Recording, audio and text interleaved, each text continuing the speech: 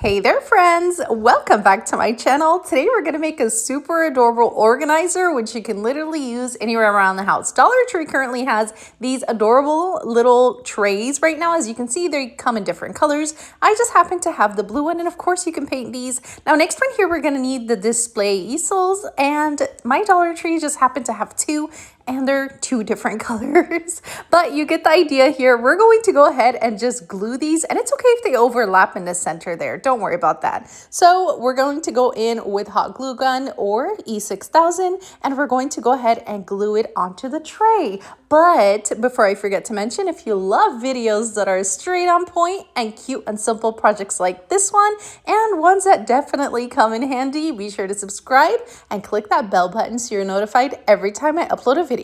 Now, as you can see here, I grabbed the first one and I'm going in with my hot glue, and I'm going to go ahead and place it onto the corner of that tray. Hold it in place, or you could use the clips if you'd like, but you can definitely just hold it in place for a few minutes and it will go ahead and stick, and then we're going to move on to the second one. What I love about this project, it's that it was super easy. It literally took a few minutes, and the tray itself, it looks high-end. So once this is all done, and like you can paint it as well. I just left it the way it was, but you can literally use this anywhere around the house or even in the guest bathroom. The soap and the little mini towels if you'd like, and yes, or you can use it for makeup and skincare. But point is, you can definitely make it and use it to fit your needs and make it fit your style as well. You can definitely make this like farmhouse style with a little bit of white, and that would look adorable. But let's go on and see what we have here. So we're going to move on to the next step. This is how it should look like. We're going to add the little tray in the center there. I'm using mine for coffee pods,